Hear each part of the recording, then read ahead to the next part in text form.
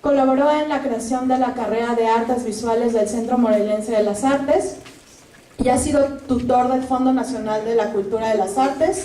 Fue miembro del Comité de Selección de Obra de Casa del Lago de la UNAM y bueno, además ha publicado ensayos sobre arte y fotografía en medios como La Jornada, El Excelsior, Reforma, Fotozoom, Reflex, etc. Y bueno, ahora es actual rector del Centro Morelense de las Artes. Y Pericles, bienvenido y muchas gracias por asistir.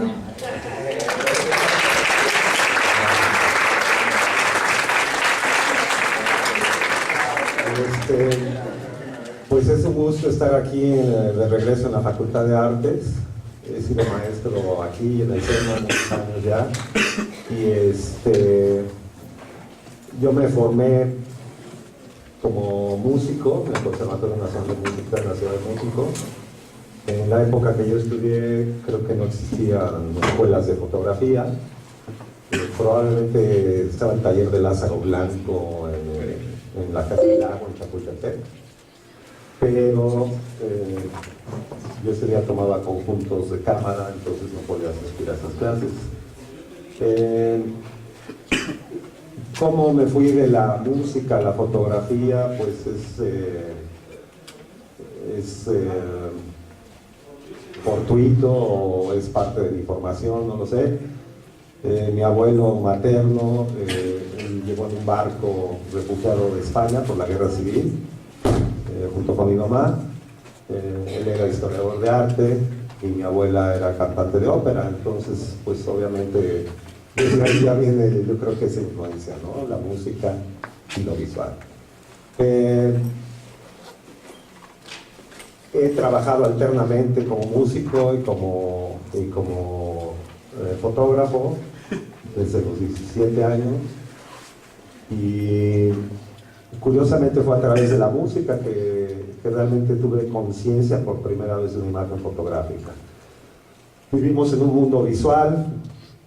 Cualquier cantidad de revistas y libros que vemos todos los días pues están llenos de imágenes, pero ¿cuándo fue la primera vez que realmente concientizamos la imagen en un papel o en una pantalla, ¿no? Ahora, en nuestros días?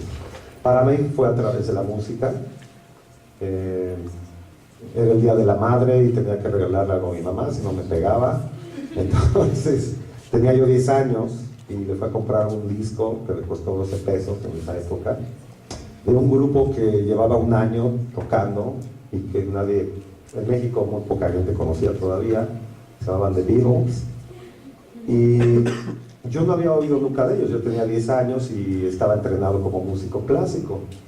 Entonces fue muy interesante porque fue la primera vez, esta es la imagen, que una fotografía me causó revuelo, ¿no? La tomó Robert Freeman, un fotógrafo comercial en Londres. Estaban de gira los Beatles y no es una foto de estudio, simplemente estaban en un pasillo de un hotel en el norte de Inglaterra y había unas ventanas del otro lado y uno de ellos traía un suéter de cuello tortuga negro y se la puso a cada uno de ellos y le tomó la foto. Fue la primera vez que yo tenía 10 años que fui consciente de una imagen fotográfica y del peso que podía tener, ¿no?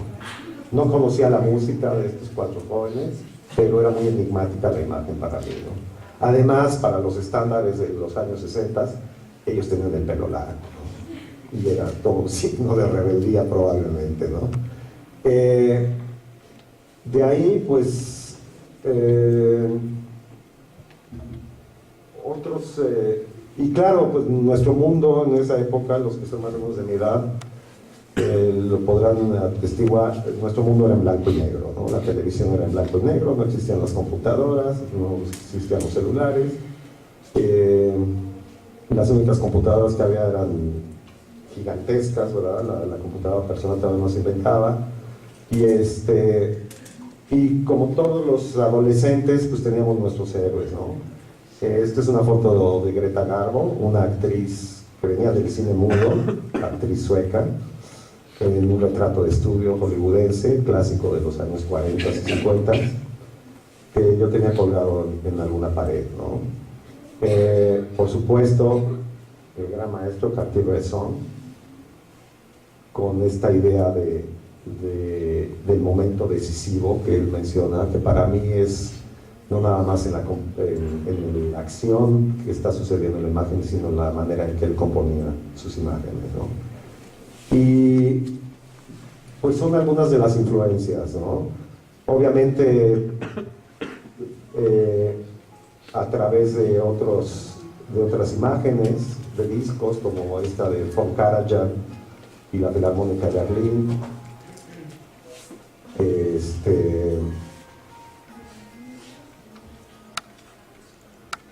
artistas del momento como Mia Farrow, Miles Davis, un gran jazzista,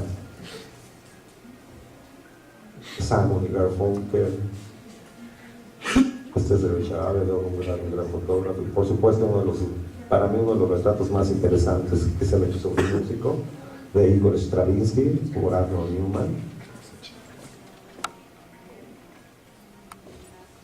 Y son cosas que pues nos van marcando, ¿no? Más adelante descubrí que existía el mundo de la fotografía en color, y uno de mis héroes era un artista americano, Gary Winograd,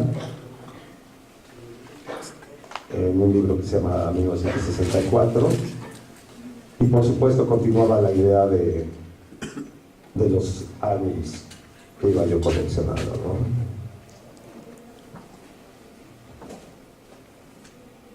Entonces, curiosamente,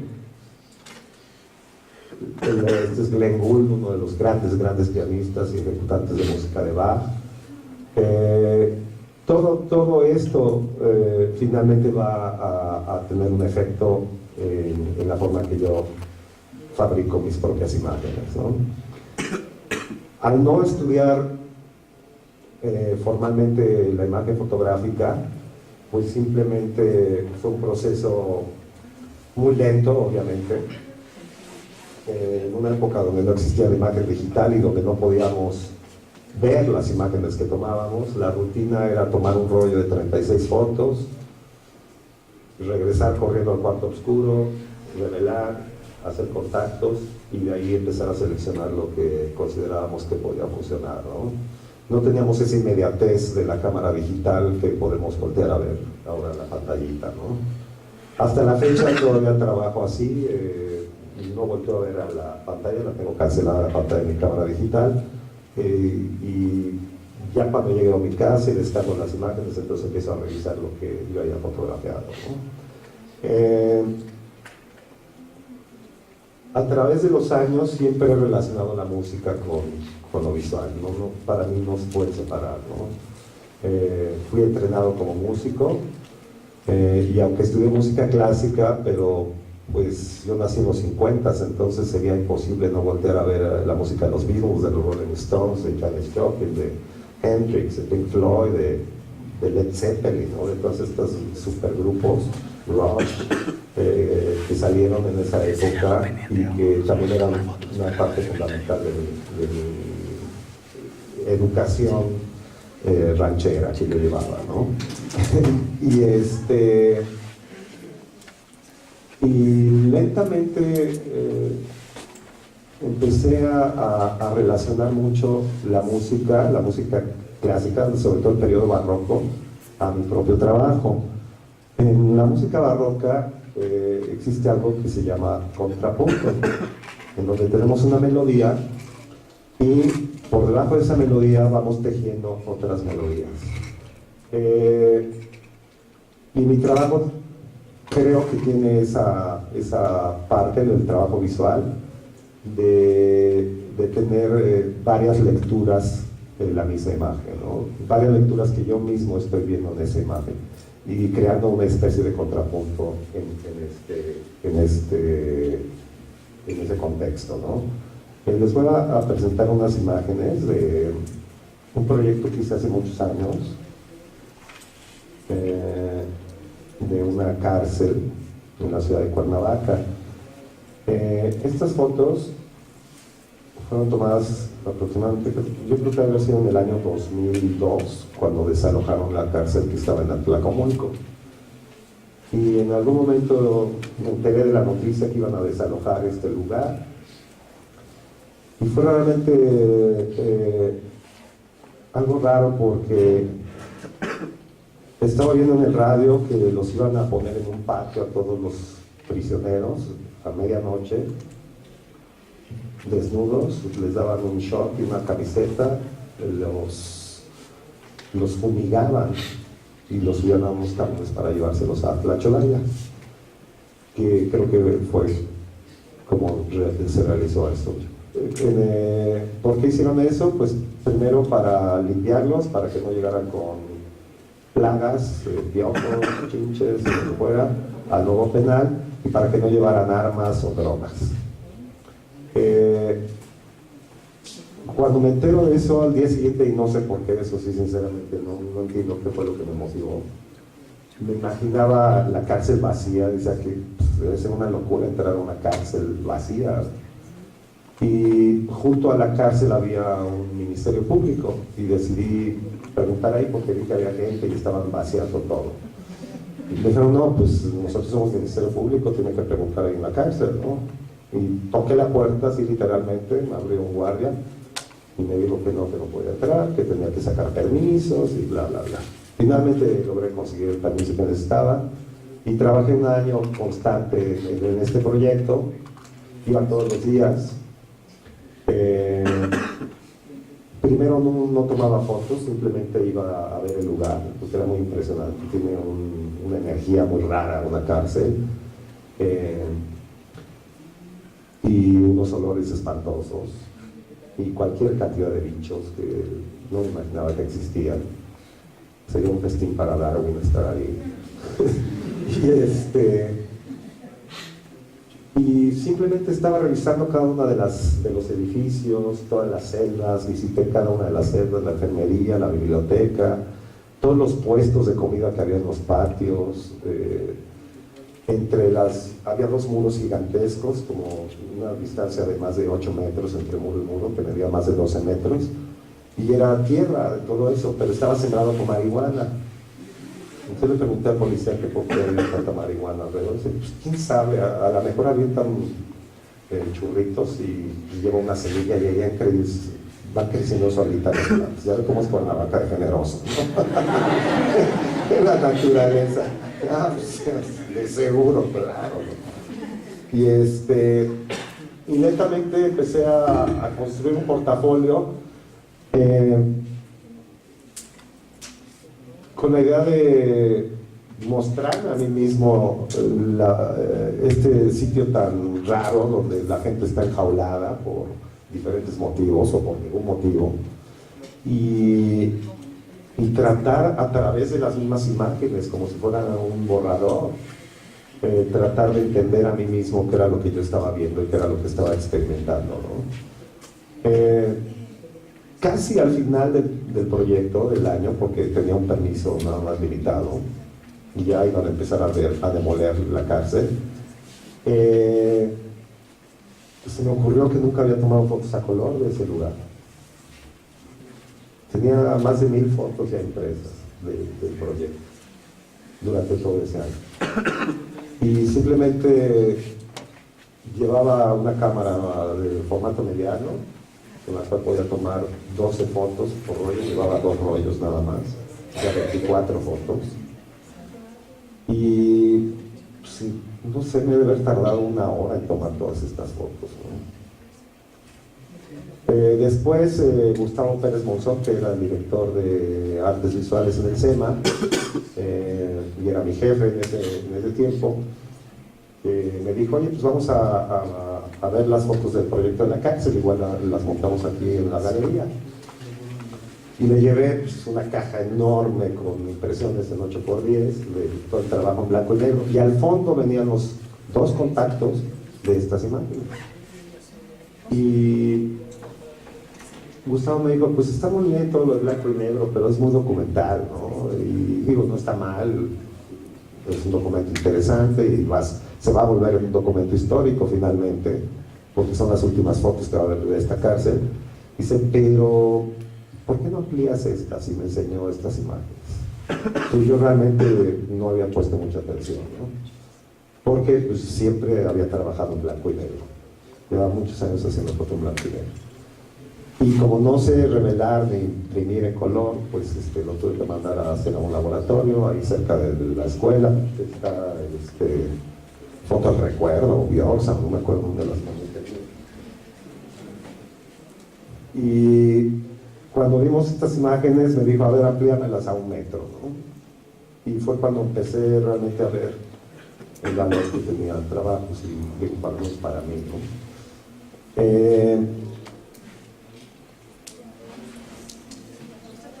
Y aquí es donde empieza el doble discurso, ¿no? Por un lado, pues son imágenes que pues es la documentación de una cárcel, de una celda. Son espacios muy cerrados, la decoración es brutal, ¿no? En cada una de las celdas, y son las condiciones en las que estos prisioneros vivían, ¿no? Siempre fue muy exótico ver tantos botes que había de pintura. Y dije, bueno, los han de usar para pintar estas paredes porque era muy colorido el lugar. Pero no, los usaban para cargar agua. Las bombas de agua no servían, de la cisterna, los tinacos, entonces los presos tenían que cargar todos los días agua si querían tener agua en sus habitaciones, bueno, en sus celdas, perdón. Y por un lado está esta miseria en la que tienen que vivir, no creada por el gobierno, porque en algún momento esta cárcel estaba nueva, sino por ellos mismos, ¿no? Y por el deterioro de no darle nunca mantenimiento a un inmueble, ¿no? Decoradas de muchas formas. Obviamente estas bases de cemento no llevan colchón. Los familiares de los presos tienen que llevarles una colchoneta o un hule de espuma para que duerman un poquito más cómodos. Y aquí cabían 2, 3, 4, 5, 6, 7, eran 8 o 9 personas en una celda de 5 por 5 metros. No se pudieron llevar nada, como les digo, nada más les dieron un short y una playera.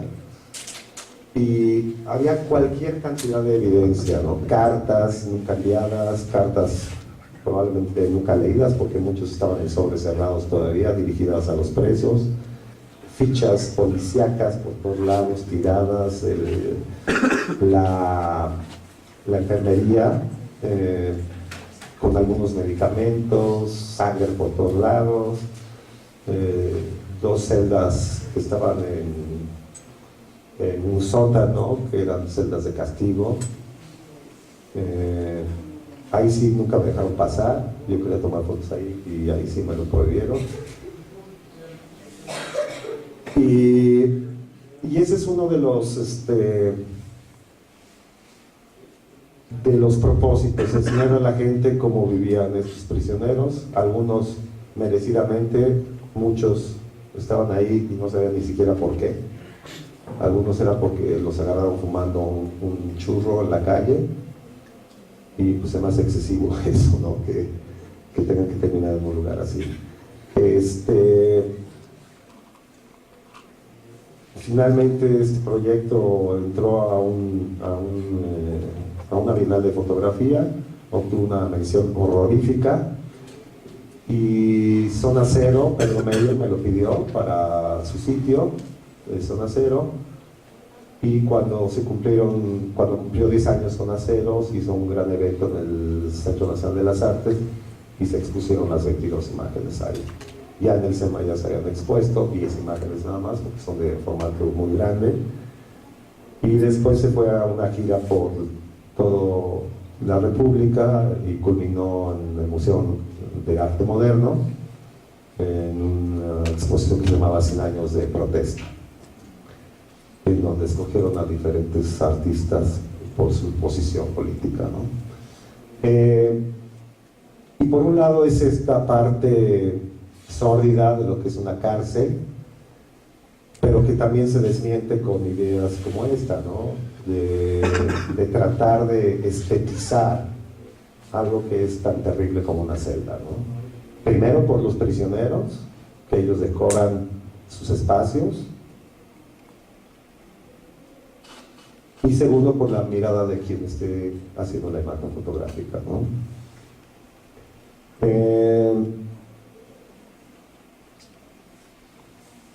A diferencia de la exposición en el SEMA, que no teníamos mucho espacio, ya en el Museo de Arte Moderno se presentaron cartas, objetos que me encontré ahí, que ya no les pertenecían a ellos, porque yo decía, ¿cómo es posible que sus cartas no se las den? Y el gobierno dijo, no, pues es que una vez que entran al sistema penitenciario pierden todas sus garantías individuales. Dices, no puede ser, ¿no? O sea, con su concha de los picapiedra, muy interesante. Había muchas Biblias también, tiradas por todos lados. Yo no sé si van a proselitar o se convierten al cristianismo. Y muchos son cristianos ya dentro de la cárcel, ¿no? Pues ahí pueden ver su calendario contando los días y las semanas.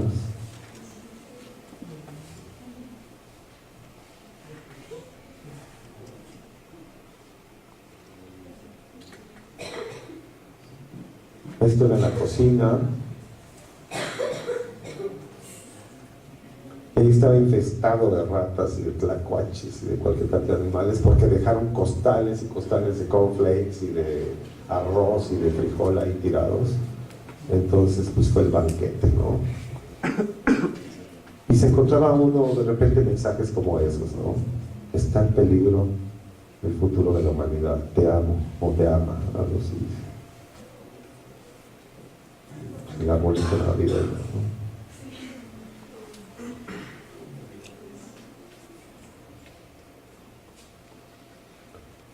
Muchos tenían sus cocinas adentro de las celdas, con parrillas. Estas son las regaderas de otro espacio.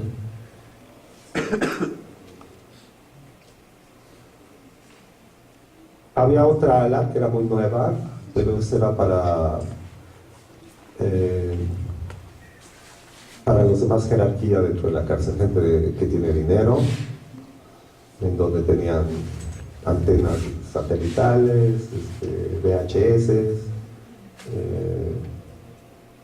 las celdas estaban con cerámica, una cocineta bien hecha, y pues ahí era donde tenían a narcos o gente de mucha lana que podía pagar por eso, ¿no?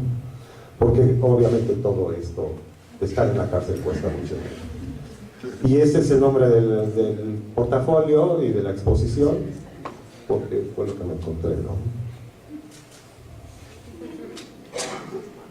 Y no importa que esté en la cárcel, no importa que me estés jodiendo, pero yo soy tu padre, ¿no? Aquí estuvo tu padre, punto.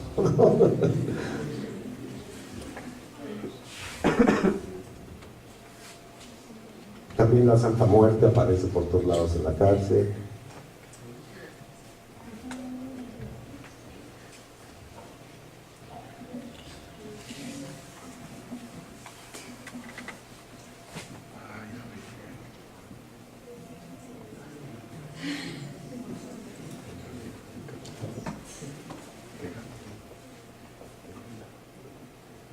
Y pues esto es un poquito de ese portafolio.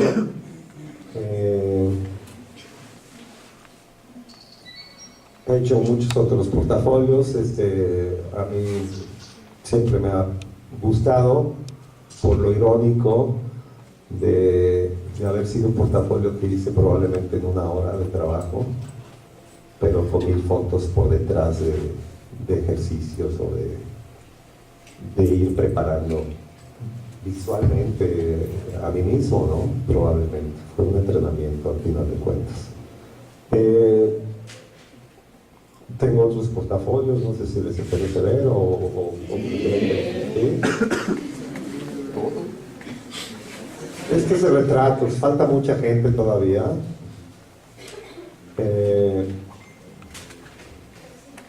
Yo tengo un problema con el trabajo que hago, ya sea en la música o en lo visual, y siempre me estoy poniendo parámetros, siempre me estoy poniendo límites, porque si no me empiezo a desbordar y después no llega a ningún lado el trabajo, ¿no? Por un lado son son límites técnicos de qué es lo que puedo hacer y qué es lo que no puedo hacer o cómo lo quiero hacer, ¿no? Pues digo, bueno, lo voy a hacer en blanco y negro, con cada fotografiado, porque es una serie de retratos, me voy a tardar 5 minutos máximo, la persona tiene que ir de negro, y yo siempre acarreo una camisa negra para prestársela a los modelos, y es un pequeño homenaje a mis compañeros, se llama Inventario, y son artistas maestros que son suficientemente generosos para compartir su conocimiento con todos los alumnos y poder acelerar un poquito más el proceso que muchos de ustedes están viviendo, ¿no? Les pedí que en una hoja en blanco me firmaran su nombre y a qué se dedicaban para pegarlo digitalmente en cada una de estas imágenes. Este también ya se expuso alguna vez, pero este sí es un trabajo que no para, ¿no? Este es continuo. Son diferentes maestros, tanto del SEMA como de la UAM. Este maestro Calzadilla, un notable cantante de ópera. El maestro Nexis, Citlali, uno de los fundadores del SEMA, Marcos Límenes, su hermana da clase aquí, Vela, Leonardo, que es un violonchelista, Ana, una violinista, Cholo, algunos de ustedes lo conocen, el maestrazo. Y eso, estábamos en una junta aquí en algún lado y estábamos aburridísimos, Cholo y yo. Dije, a ver, ponte para que te tomen unas fotos porque no te he tomado a ti. Gerardo, Javier de la Garza, Emilio Palacios, Jesús Suastre, también cantante de ópera, el maestro Vigo, pianista, Arturo Márquez, un gran compositor, Diana, que es exalumna de la UAM y es maestra del SEMA de gráfica, el maestro Ricardo Vinós, excelentísimo maestro y artista, Lorena, maestra de música, Jorge Pablo de Aguinaco, un magnífico fotógrafo. Es una cruz entre Woody Allen y Keith Richards de los Rolling Stones. Maya, maestra de dibujo, Blanca, maestra de danza, Florian, técnico de laboratorio fotográfico, Gaby Aguirre, músico, Larisa Escobedo, ex SEMA, ex Facultad de Artes y maestra de ambos lados, Pablo Gleason, que fue maestro de aquí de la facultad, no sé si regresó Pablo, ya no, ¿verdad? Héctor Ponche de León, Gela, que en paz descanse, ella trabajaba con niños, una gran maestra, muchos años fue maestra de la vecindad, y muchos jóvenes que llegaron al SEMA llegaron gracias a que ella los educó de chavitos. Falleció de cáncer, tristemente. Lo último que vimos ya fue un portafolio que nos enseñó de un libro que quería hacer sobre el cáncer. Ya no supe qué pasó con ese libro. Una maravilla de trabajo, ¿eh?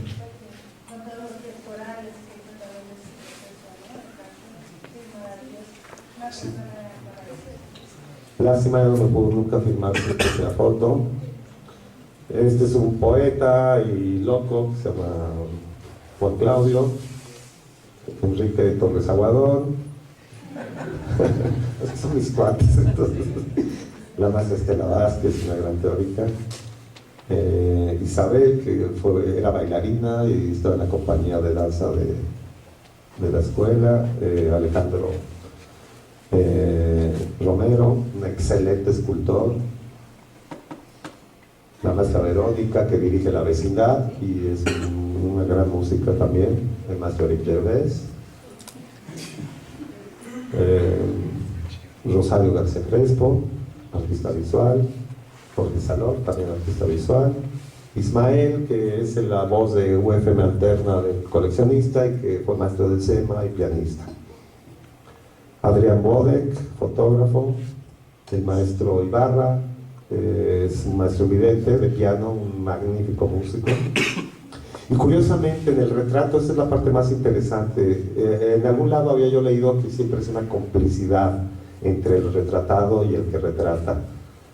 Y la única foto que tuve que repetir de todas las que he tomado, porque nunca repetí ninguna, fue la de él.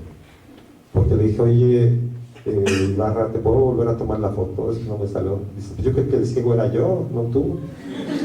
Sí, pero como no me ves, no te puedo fotografiar. Y finalmente me gustó este retrato de él. El chino, Alejandro Cortés, que ahora trabaja en Conaculta y es curador y museógrafo. La maestra Mary Bruno también ya falleció, fue directora del SEMA, de teatrera. Y si lo conocen, Roland Philippe, cuando era joven. Él también es maestro fundador del SEMA. Cecilio Baltasar, dibujante, muy bueno, gran maestro.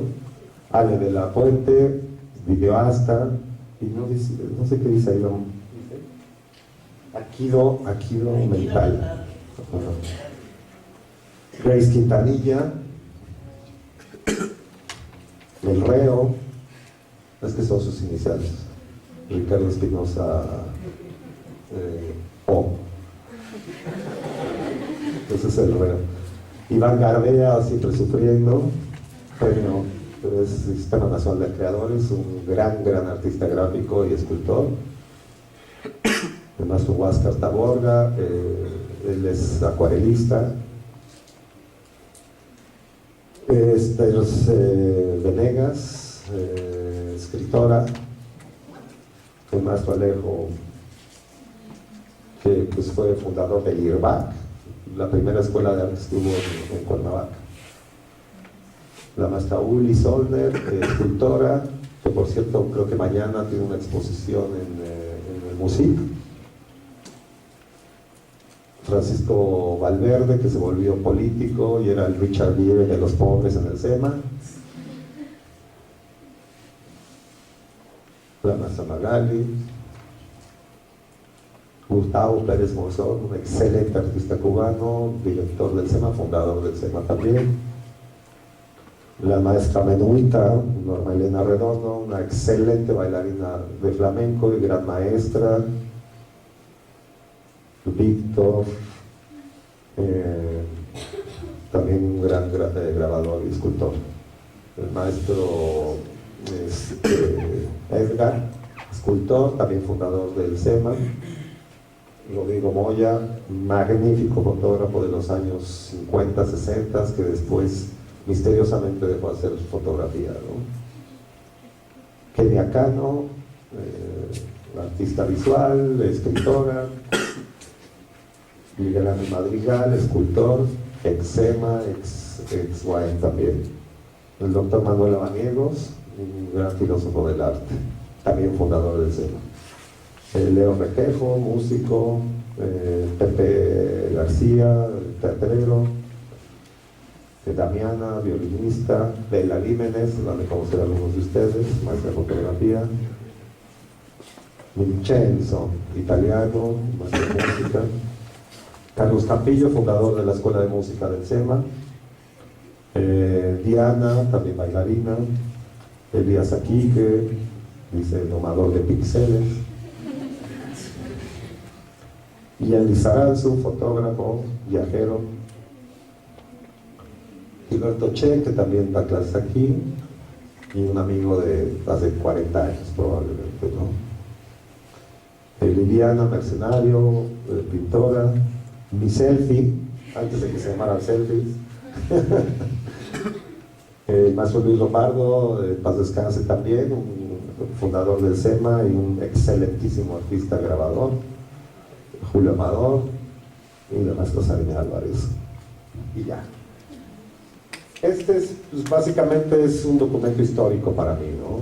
Estoy dejando un testimonio de quienes han sido responsables, y me faltan muchos maestros todavía, de lo que finalmente está sucediendo en Morelos, en el mundo de las artes.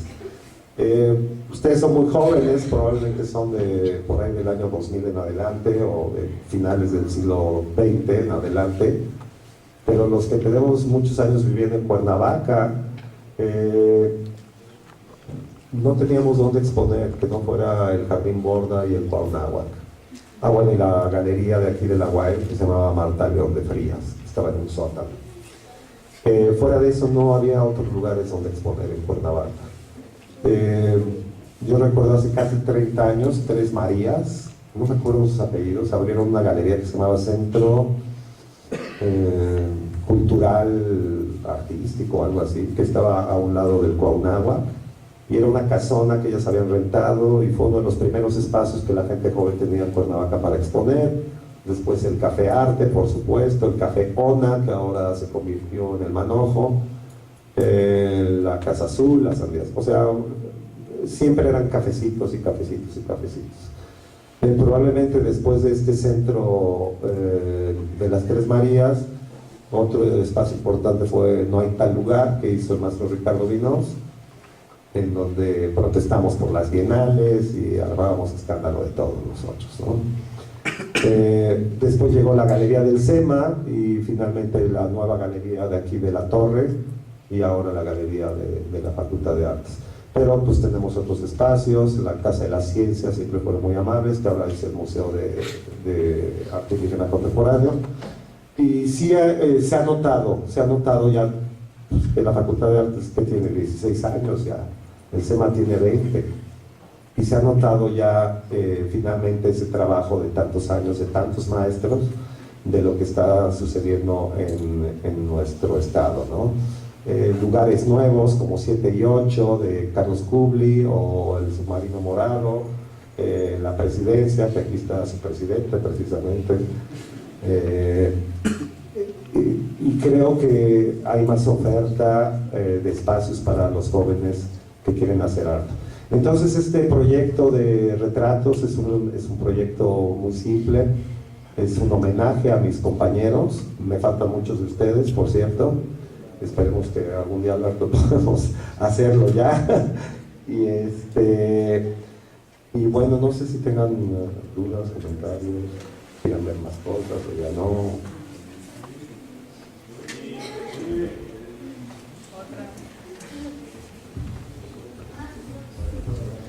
Bueno, pues muchas gracias. Yo conocí esa cárcel no antes que la desalojaran, sino del 71 al 73.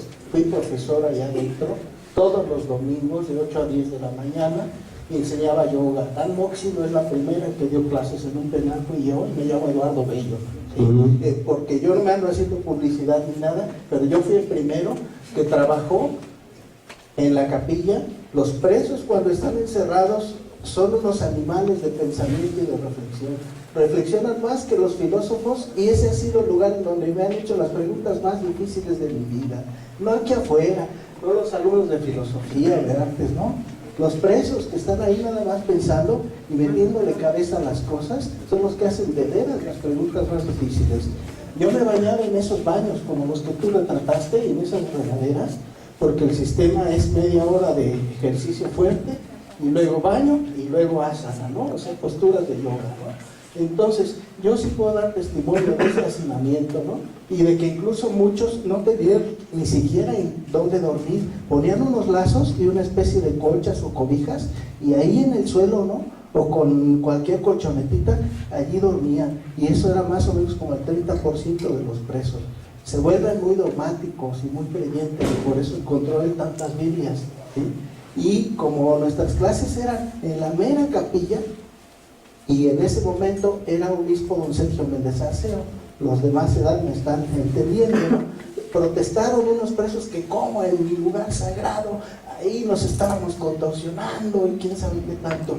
Y don Sergio dijo, el cuerpo es un templo del espíritu, está bien que usen eso para hacer ejercicio y si quieren como aula, porque tenían hasta primaria nada más en aquel tiempo, pueden usarlo también.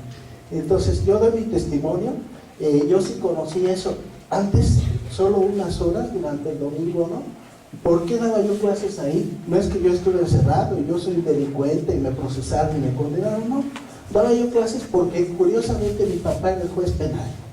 Entonces hagan de cuenta que tenía yo que entrar y que convivir con algunos que él mismo juzgaba. Nunca nadie me agredió ni me dijo nada. Fíjense. O sea, tuve una enorme fortuna, ¿no? Entonces, sí entiendo muchas de las cosas que vio Pericles, ¿no? Me tocó ver esa fauna ahí corriendo de un lado al otro. La única diversión que tenían era a veces biblioteca. No había en aquellos años que yo relato, pero tenían una canchita de fútbol, así como la lija del Mirabal, terrible, y ahí echaban su cáscara y todo, ¿no? Y era el ejercicio que hacían la mayoría, ¿no? Pues yo doy ese testimonio porque me parece que es imprescindible lo que hizo Pericles, ¿no? O sea, que dio fe de cómo era esa vida. Ya sin la gente, ¿sí? Yo soy testigo de cómo era esa vida, ¿sí? Eso quería decir, y también decir que pues el material fotográfico es estupendo, excelente, y muchas gracias. Gracias, muchas gracias.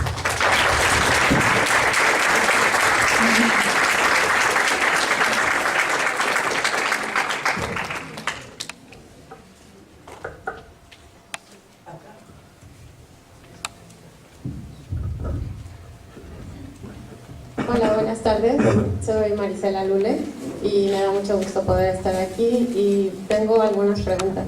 Con respecto a la presentación de fotografías de la cárcel, no sé si cuando se hizo la exposición venía con algún título o si tú acostumbras poner título a las fotografías o alguna narración o algo que tú sentiste cuando tomaste la fotografía. Yo me dedico también a eso y he escuchado de muchos fotógrafos que les gusta como poner en contexto la fotografía o transmitir sentimientos y no solo dejarlo al espectador, no sé. No, a mí no me gusta titular mis fotografías. El proyecto sí, en este caso se llama Aquí estuvo su padre, puntos. Pero fue el único que utilicé. De títulos ya individuales de cada imagen no me gusta hacer eso. Prefiero poner algún pensamiento en el vinil ahí a la entrada de la galería para que la gente lo flexione y vean las imágenes, ¿no?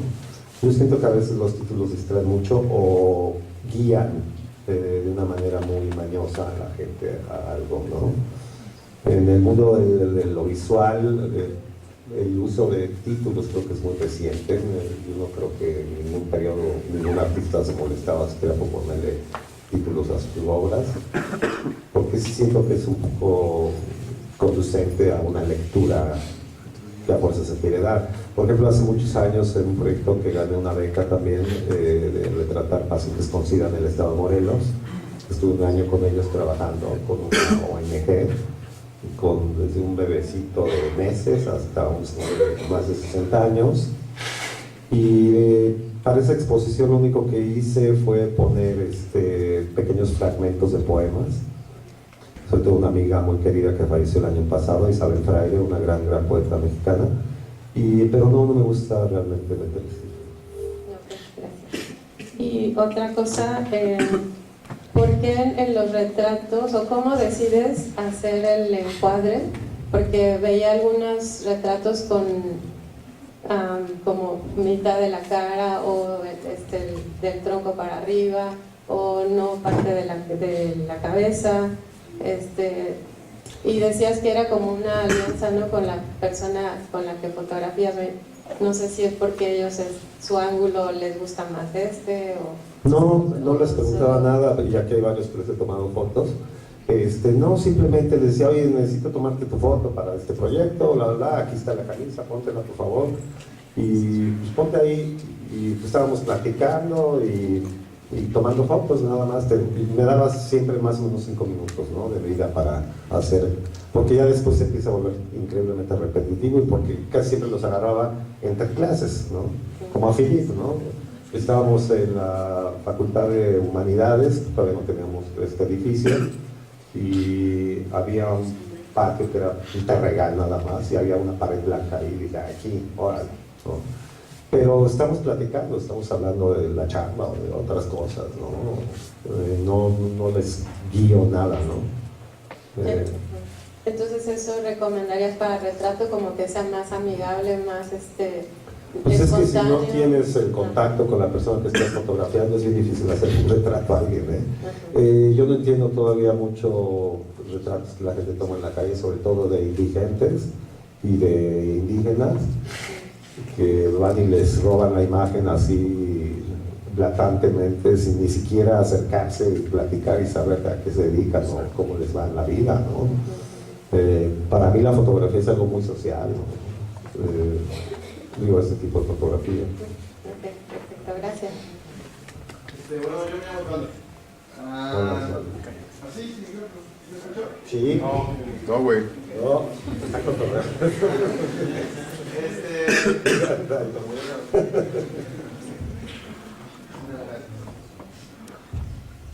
¿Ya me escuchó? No. No. Están de moda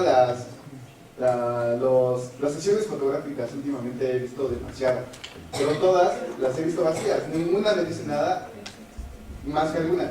Veo la tuya y me dicen cosas, pero no creo que sean las mismas que tú crees que expresan. ¿Qué crees que expresan tus sesiones fotográficas de personas que expresan? ¿Qué dicen? Pues para mí, te digo, es un documento histórico. Estoy dejando una huella de todos estos maestros que han sido responsables de que haya movimiento artístico en el estado de Morelos. De tener jóvenes como ustedes, que después se convertirán algunos en maestros, otros no, otros serán artistas, otros no. Pero sí es dejar un testimonio.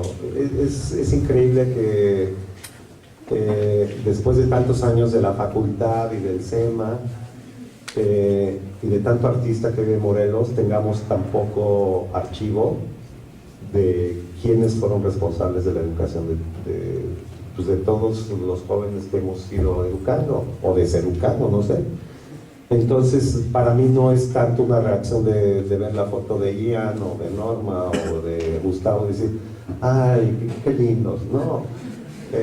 Son mis compañeros en una jornada que es una aventura en la educación y que me faltan todavía muchos por fotografiar, y es eso, es un documento para mí, no tiene ninguna pretensión más allá de eso.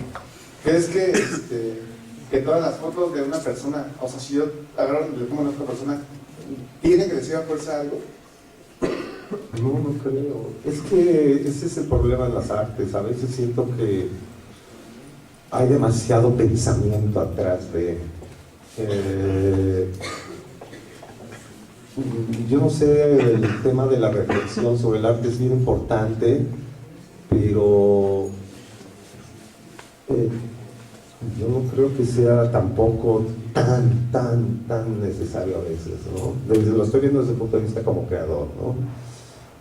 Cuando yo estoy tocando enfrente de una audiencia, con mi piano, mi contrabajo, mi bajo eléctrico, no estoy pensando en la gente, no estoy pensando en nada de eso. Estoy haciendo lo que me gusta hacer y con toda la energía que tengo.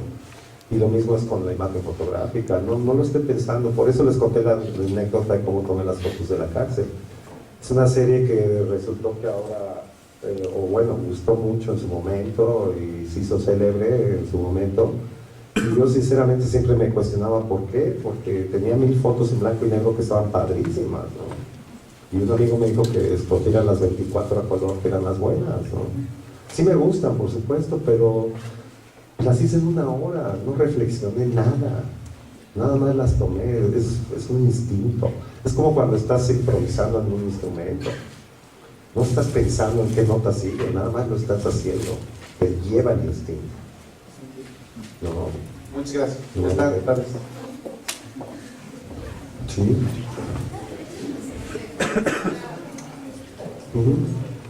Cuando ahorita que vuelves a mencionar eso de las X número de fotografías en blanco y negro que no fueron seleccionadas por este amigo y las de color sí, y tú estabas acostumbrado a la otra técnica, ¿qué cambio hubo en ti, si es que hubo alguno, como para las siguientes fotografías que tomabas? ¿Qué sentimientos hubo en ti que estabas como convencido que a lo mejor lo otro era más padre y era aceptado otra cosa? Pues salí de mi etapa de Cartier-Bresson, de tomar nada más blanco y negro, El blanco y negro yo creo que se usó mucho históricamente porque primero lo primero que se inventó fue la imagen en blanco y negro, ¿no? Posteriormente por cuestiones de economía probablemente, ¿no? Es mucho más fácil y menos complejo imprimir en blanco y negro que imprimir en color. Imprimir en color es muy complicado, igual el revelado, ¿no? Los químicos a temperaturas muy altas y son N cantidad de químicos, 5 o 6 químicos, un ampliador especial, cuesta mucho más dinero. Yo creo que por cuestiones de economía, cuando empezábamos, cuando no sé en mi época a tomar fotos, lo hacemos en blanco y negro porque además vivíamos en un mundo en blanco y negro, básicamente. La tele era en blanco y negro, la película ya existía en color, y íbamos a ver Ben Hur en color, pero como eso, todo el cine italiano y francés seguía siendo en blanco y negro, por ejemplo, ¿no? Entonces a lo mejor tiene algo que ver la economía, ¿no? Y claro, el blanco y negro es muy gráfico, es bellísimo, me encanta, pero ahí sí cambié al color porque nunca lo había validado, ¿no? Y fue a través de esta experiencia que empecé a validar la fotografía en color. ¿Y qué tanto editas tus fotografías después de tomarlas? No me da el problema. No, la peor pesadilla sentarse en Photoshop a editar 300 fotos. Por eso siempre les digo a los alumnos, la experiencia que nosotros los fotógrafos de antes tenemos es que teníamos 36 fotos o 12 fotos en una cámara y las chiquiteabas al máximo porque se te iba a acabar el parque, ¿no? Entonces pensabas cada imagen realmente. Y no había desperdicio o poco desperdicio, ¿no? Esa idea de tomar 10.000 fotos de lo mismo para después ver cuál me gusta, pues es una pesadilla, ¿no? Que no me quiero enfrentar, ¿no? Entonces trato de no evitarlo. Ok, gracias. Es una pregunta con respecto a lo de la música y la fotografía. Aparte de ese instinto, ¿qué otras similitudes hay? Pues como les decía al principio, para mí la idea del contrapunto es muy fuerte en la música. Desde hace unos años toco con un pequeño ensamble de música barroca que se llama Peccata Mundi, Pecado del Mundo, y soy contrabajista ahí. Y pues es una parte bien importante porque llevas 4 melodías al mismo tiempo y cada una te dice una cosa diferente y la mezcla de las 4 melodías te dice otra cosa diferente. Y yo siempre he pensado que la fotografía y lo visual en general tiene esa virtud, que tiene varias lecturas simultáneas la imagen, ¿no? Nos está diciendo cosas a cada quien, como decía lo de la cárcel, ¿no? Estoy presentando lo que mucha gente no tiene oportunidad de ver, que es entrar a una celda y ver cómo vive esta gente, pero también le doy un sentido estético, ¿no? Porque creo que es lo que hacemos básicamente como creadores, es usar esas herramientas de estética que llevamos para convertir lo que tengamos que decir en algo que estéticamente sea aceptable para nosotros, ¿no? Para el propio esquema. Entonces en la música y en lo visual hay muchos paralelos, ¿no? Hay texturas y hay coloraturas o color, hay contrastes y hay contrapunto en ambas ideas. ¿Tienes fotos en blanco y negro de la casa? No, esas sí no las traje porque son muchas y a nadie le gusta. No, pues es más documental la idea. Ahí sí me metí, por ejemplo, al área de mujeres, porque nada más había como una malla ciclónica que dividía la cárcel de mujeres y la de los hombres, estaba cerca de la cancha de fútbol, que pues no era cancha, era un terreno ahí lleno de tierra nada más. Y era impresionante ver juegos infantiles, cabezas de muñecas, muchos juguetes, porque pues, muchos de ellos, según me cuentan los mismos policías que tenían que cuidar la cárcel aunque ya estuviera vacía, tenían relaciones sexuales entre prisioneros y ahí nacían sus hijos, entonces tenían como un kindergarten ahí para los chavitos. Y sí, esas fotos debía haberlas traído para tener un comparativo, ¿verdad? soy una bestia. ¿Alguien más? Sí. De la relación que habías dicho, que decías de la música barroca con las imágenes, no sé si es por la forma del cuadro, de construcción, donde está lo que sería el bunkrum o digamos los momentos. Me gustaría mucho si viendo alguna imagen nos la explicas en esos términos musicales, digamos de la que tú quieras, ¿no? Ya sea de la cárcel o de los retratos, pero que nos lo explicaras cómo la ves tú musicalmente. Ok. Bueno.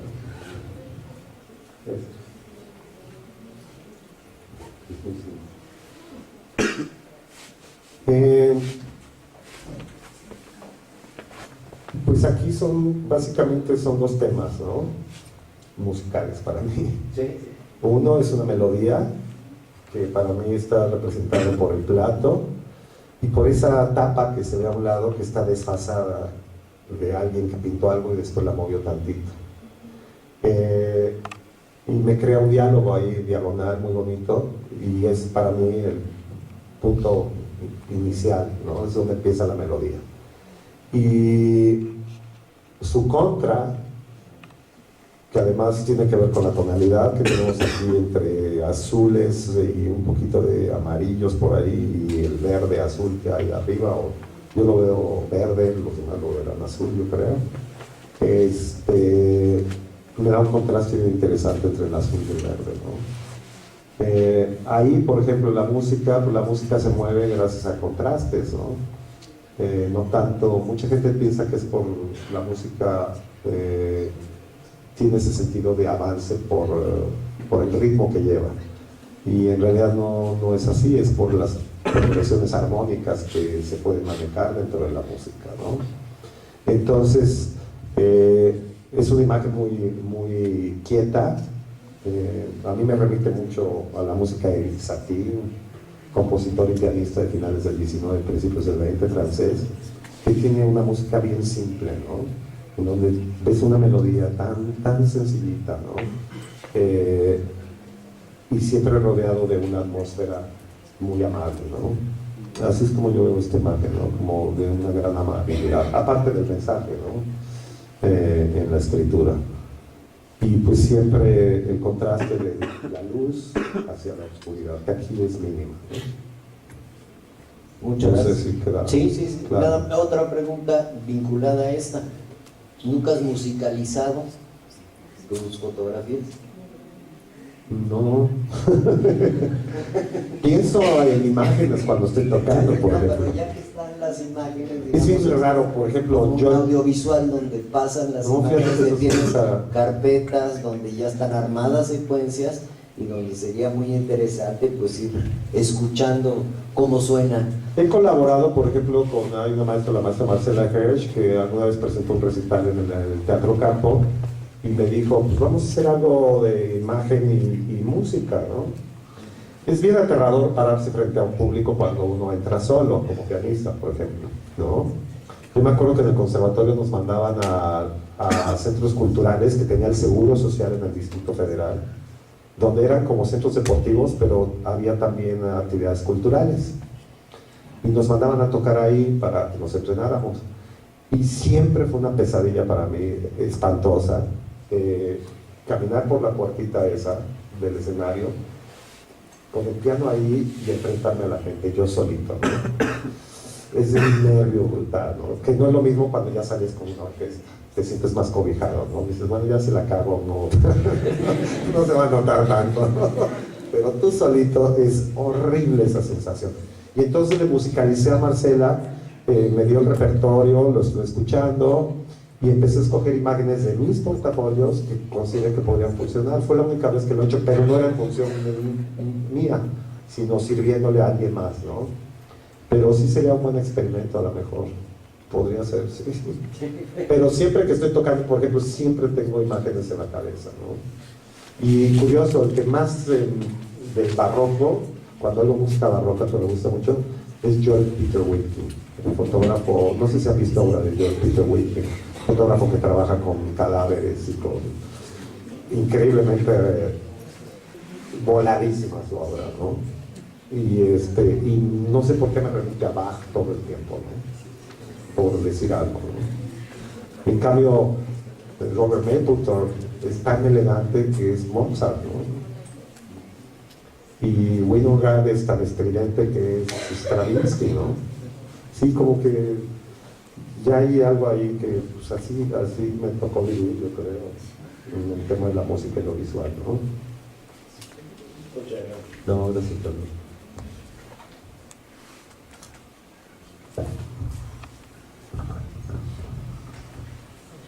Bueno, yo soy filósofo y nada más quiero hacer referencia a algunos problemas que la pregunta del compañero suscita, ¿no? Y que algunas explicaciones e imágenes nos hacen aquí surgir, ¿no? El primero es el problema del público de arte y la formación que tenga ese público de arte. Tú dices que vas a muestras y que no te dicen nada. No, yo digo que no hacen sesiones fotográficas, no así. Ok, entonces estamos de frente al problema de la contemplación de la obra de arte, ¿sí? Y para entender ese problema tendríamos que remitirnos a la obra clásica de Umberto Eco, que se llama Opera Aperta en italiano, o la obra abierta en español, ¿sí? Que la obra suscita tantas reacciones como las que tenga cada individuo que esté frente a ella y que la contemple, ¿sí? O sea, en ese sentido la obra es abierta y por lo tanto su comunicatividad y su comunicabilidad son dos cosas diferentes, ¿sí? Esos dos factores dependen de quién contempla, no solamente del artista. Y cada obra, cuando un artista la ha hecho y la presenta, adquiere una independencia de él, ¿sí? O sea, ya no depende de él, ¿sí? Queda expuesta a todas las reacciones de quienes lo contemplen, ¿no? Entonces, se están tocando, aunque implícitamente, ¿no?, toda esta serie de problemas de la creación artística, la comunicatividad y comunicabilidad de la obra de arte, ¿sí? Los problemas que ha relacionado aquí Pericles con la cadencia, los ritmos, el contrapunto, etcétera, ¿no?, que puede haber en cada obra, ¿no?, que es la variabilidad interna de cada obra, ¿no?, y sus comunicaciones, y el proceso mismo de la creación, del que nos ha explicado aquí algunas cuestiones, ¿no? Nada más quería señalar eso, que son problemas muy complejos. Pero también yo creo que, vivimos en una época muy acelerada. Siempre estamos en una época acelerada, nada más el velocímetro ha ido cambiando de velocidad, pero siempre estamos acelerados, ¿no? Desde que yo recuerdo siempre la vida va muy rápido, ¿no? Y no todo el tiempo tenemos la paciencia o la dedicación para oír, para observar. ¿Cuánta gente se levanta y no escucha los ruidos de la naturaleza ya, ¿no?, los sonidos de la naturaleza? Porque pues simplemente estamos tan clavados en tantas cosas en el mundo, ¿no? Y una vez fui a un concierto de Pink Floyd en Inglaterra y yo estaba fascinado con Pink Floyd, ¿no? Y cuando salí, de repente estaba con un amigo platicando, me dijo, no, me dio mucha hueva este concierto. Dije, ¿cómo crees? Si fue el mega concierto, esto es histórico, ¿no? Y es eso, no todo el tiempo estás de humor como observador de arte para apreciar o para entender lo que está pasando frente de tus ojos, ¿no?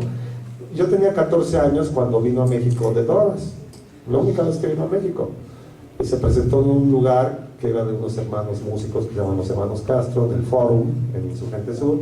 Y mi tío era actor, Jorge Labat, entonces no sé de dónde sacó los boletos, me dijo, a mí esa música no me gusta, te los regalo. Y ya, pues voy a ir a ver a The Doors, ¿no? Jim Morrison. Pero era ese momento, Jim Morrison no era una leyenda, era un grupo, The Doors, ¿no?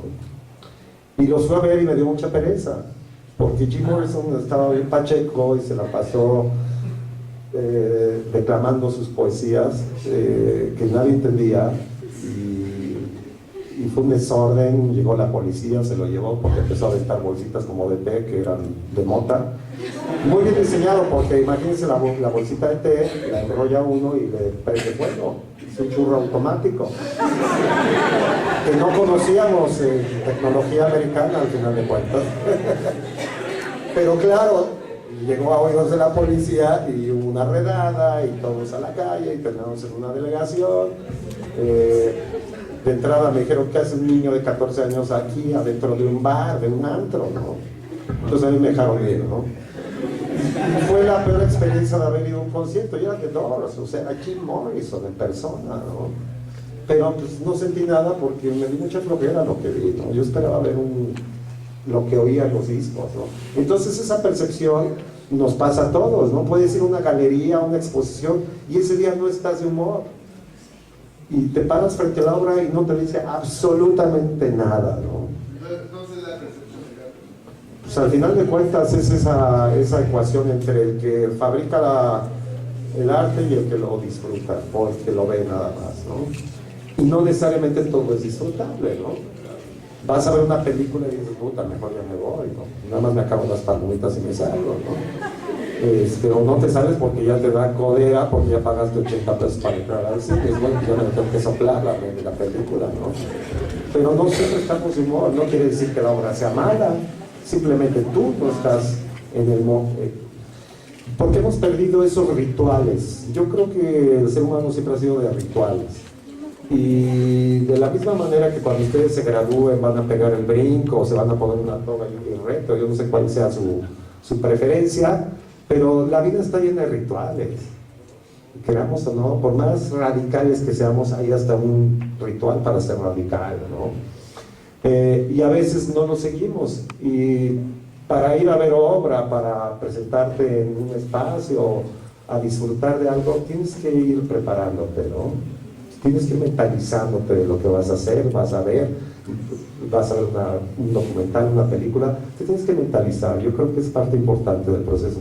Pero pues vivimos en una era tan displicente que pues, no se aprueba, entonces nada más la vemos y ok, ¿no? O wow, o nada, ¿no? O ya no vamos, más rápido, ¿no? Lo vemos en internet. ¿Alguien más? Bueno, si no hay más comentarios, pues muchas gracias por haber venido y por ver mi trabajo.